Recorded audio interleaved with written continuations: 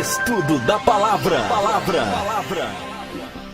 Pai querido e eterno Deus, mais uma vez nós te agradecemos pelo privilégio de poder estudar a tua palavra. Por podermos, ó Pai, ter ainda liberdade religiosa para poder transmiti-la nos dias em que nós estamos vivendo. Pai amado e bondoso Deus, pedimos que o Senhor nos ajude, que o Senhor nos abençoe e que o Senhor nos dê a tua graça para entender a tua palavra como ela é. E que venhamos deixar de lado qualquer preconceito que possa existir, para que possamos tão somente aceitar o que está claro escrito, independente do que diz uma placa de igreja.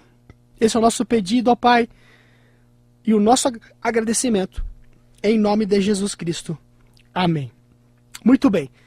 Vamos lá para o nosso estudo de hoje. Vou continuar então aquele tema sobre perguntas comuns e polêmicas acerca da saúde. Porque nós fizemos um estudo aqui sobre os alimentos que Deus proíbe de serem ingeridos e os alimentos que Ele permite.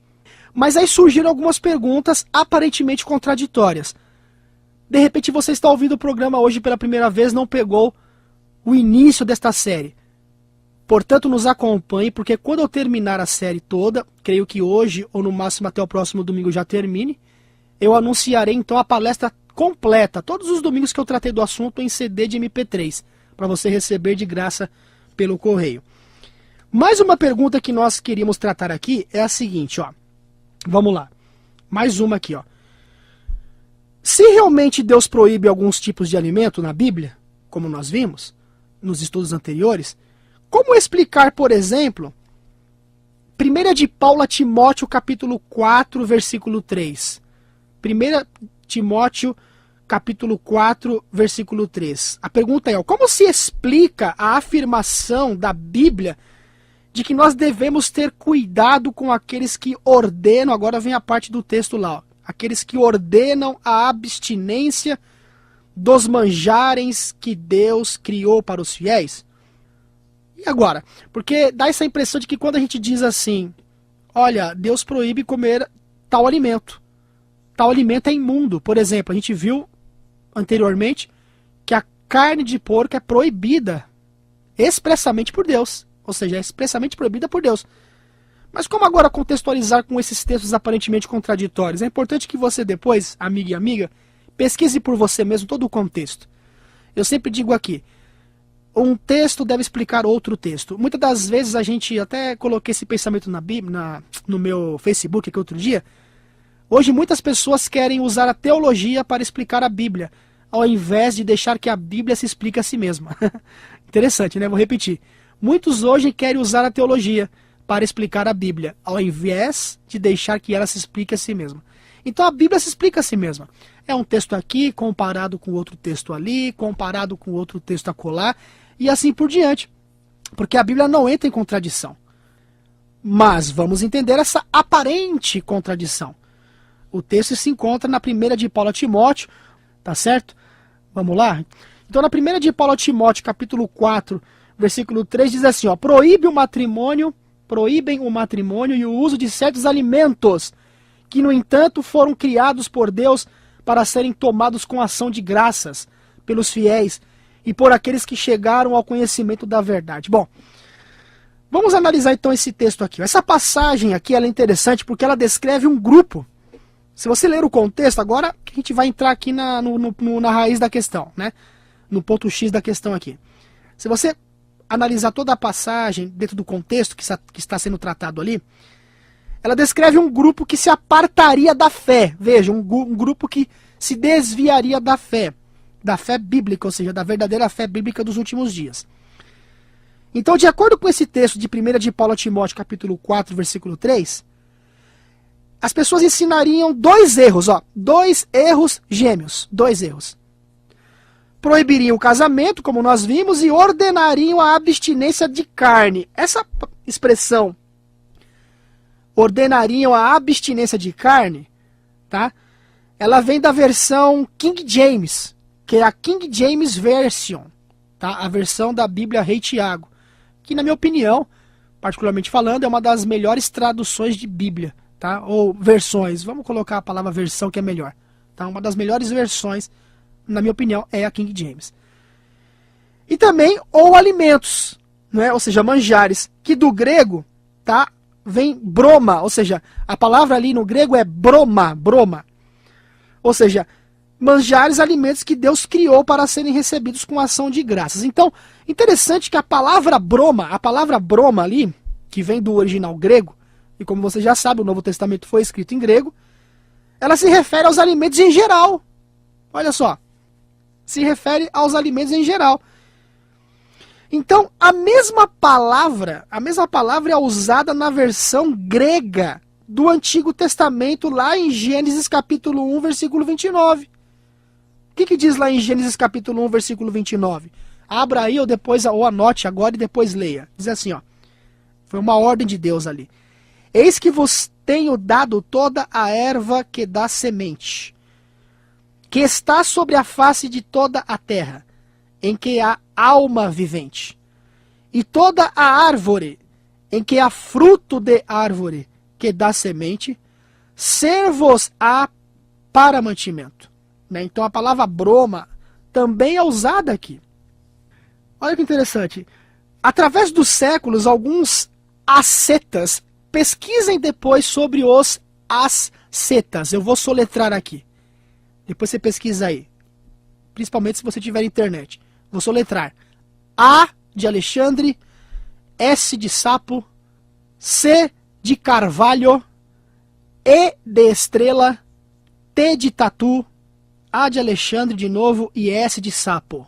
Repetindo, ascetas, tá?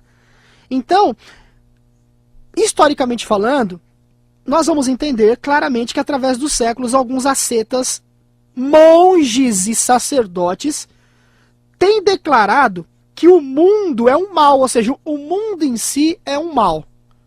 Então, tanto o casamento como o alimento foram criados por quem? Por Deus, ou seja, Deus criou o casamento, que foi uma instituição colocada lá no Jardim do Éden. Deus criou os alimentos, como nós vimos aqui em Gênesis capítulo 1, versículo 29, repetido mais uma vez, que a palavra broma, ela tem o mesmo contexto onde Deus permitiu os alimentos que deveriam ser ingeridos, e está no mesmo contexto agora que a gente leu na primeira de Paulo a Timóteo, onde haveria proibição. Então isso tem que ser entendido, senão vai haver uma contradição aí. Então o que acontece? Repetindo, tanto o casamento como o alimento foram criados por Deus, muito bem. E ambos fazem parte do plano de Deus para a raça humana. Ambos fazem parte de Deus e do plano dele para a raça humana. Então, de acordo com 1 de Paulo a Timóteo, capítulo 4, versículo 4 e 5, quer ver? Vamos ler, ó. 1 de Paulo a Timóteo, capítulo 4, que a gente leu só o 3, não é? Vamos ler agora o 4 e o 5, ó. Pois toda criatura de Deus é boa, e não se deve rejeitar coisa alguma, que se usa com ação de graças. Versículo 5. Com efeito, essas coisas são santificadas pela palavra de Deus e pela oração. Então veja, de acordo com esse texto, essas criaturas santificadas pela palavra de Deus são boas e não devem ser rejeitadas. Esse é o sentido aqui do texto. Não devem ser rejeitadas quando recebidas com ações de graça. E Paulo então argumenta contra o que, na verdade, aqui? Ele está argumentando contra o que? O fanatismo que classifica todos os prazeres físicos como pecado. Como, por exemplo, os ascetas, muitos monges e sacerdotes que têm essa visão até hoje, porque eles entendem que o mundo em si é um grande mal. E aí eles levam para um lado exacerbado e começam a entender que os prazeres físicos, eles também estão classificados como pecado. Olha só. Então, aqui, ele revela que a criação de Deus ela é boa.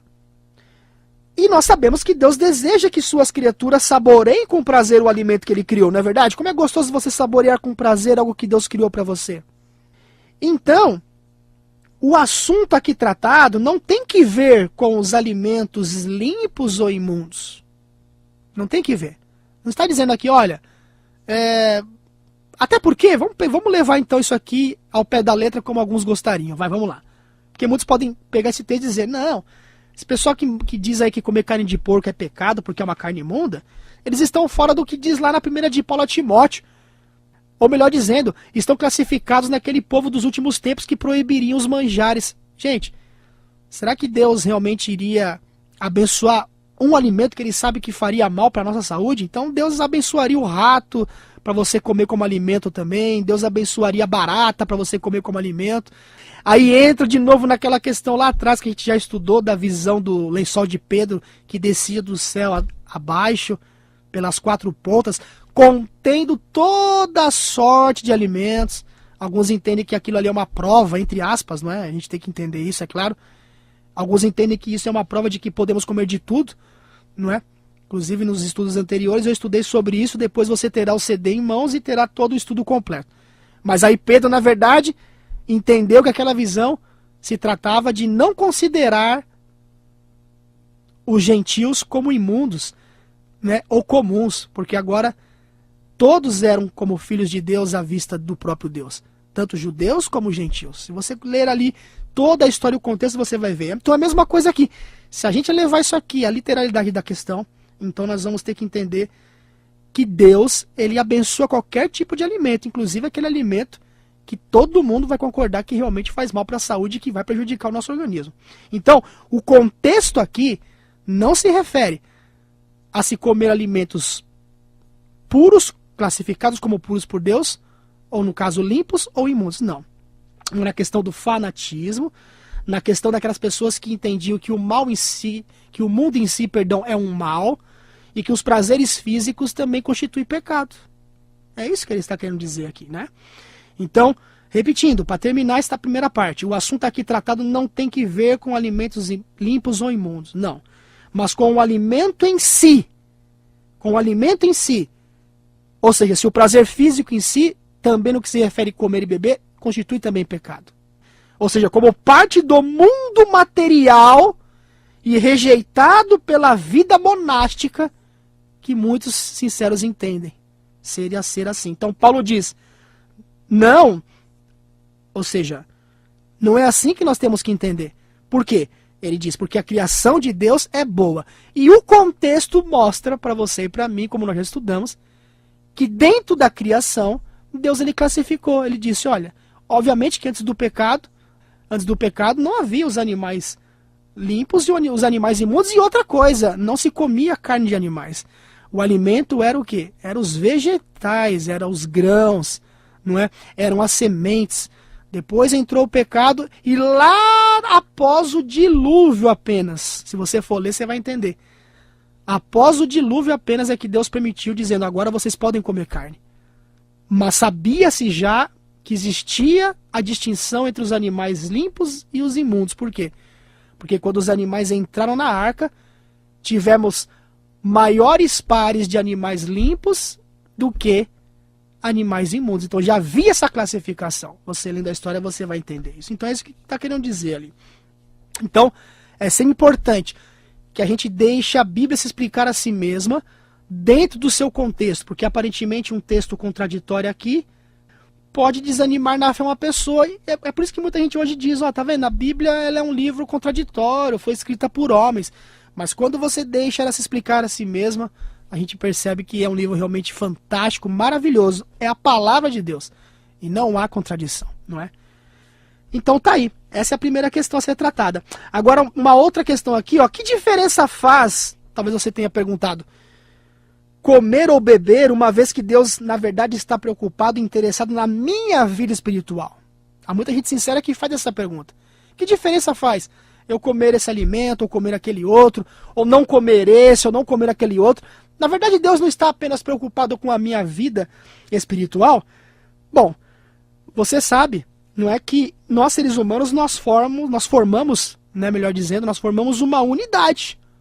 Uma unidade, ou seja, tudo aquilo que afeta o corpo também prejudica o quê, pessoal? Prejudica as faculdades mentais e espirituais.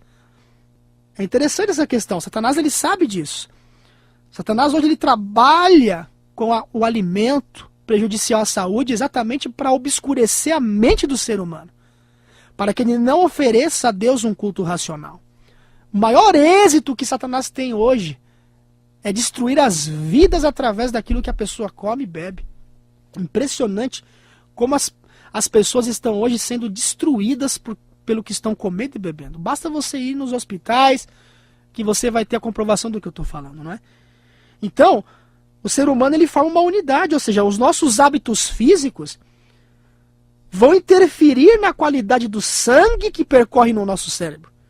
A baixa qualidade do sangue, por exemplo, fornecido a este órgão, nos torna menos capazes de compreender as verdades espirituais. Então olha só que interessante. Vamos colocar essa pergunta no nosso contexto dos dias de hoje. Que diferença faz comer ou beber uma vez que Deus apenas está interessado em minha vida espiritual? Eu tenho usado aqui um exemplo, uma figura, né, ou seja, aqui uma ilustração, melhor dizendo, e vou usá-la novamente. Você tem um carro, você pelejou para comprar um carro, aquele seu carrinho, aquele carrinho que era o carro do seu sonho, dentro daquilo que você podia realmente adquirir, para você viajar, para você trabalhar, se você precisava de um carro. Você vai fazer a revisão bem bonitinho, você vai colocar as peças originais para que o carro dure. Eu digo isso porque eu trabalho com transporte escolar e van roda demais no dia a dia. Tem que colocar a peça original, são peças caras, o pneu é caro, entendeu? Tem que colocar o melhor combustível, por quê? Porque é a sua ferramenta de trabalho. Você gasta muito? Gasta, mas vale a pena, por quê? Porque o carro dura. E essa máquina viva que é você que foi criada por Deus? Que tipo de combustível você vai colocar lá dentro? Né? Porque veja só, se você tem um carro, você não vai cuidar dele pensando assim, que diferença faz eu cuidar do meu carro? O importante é colocar gasolina ou álcool e ele me levar onde eu quero. Não é assim? A mesma coisa essa pergunta aqui, ó. Que diferença faz eu comer e beber, sendo que Deus está apenas interessado em minha vida espiritual? Então não é por aí. É um todo, pessoal. Então olha só, é óbvio sabermos e entendermos que a baixa qualidade do sangue fornecido ao nosso órgão nos torna menos capazes de compreender as verdades espirituais.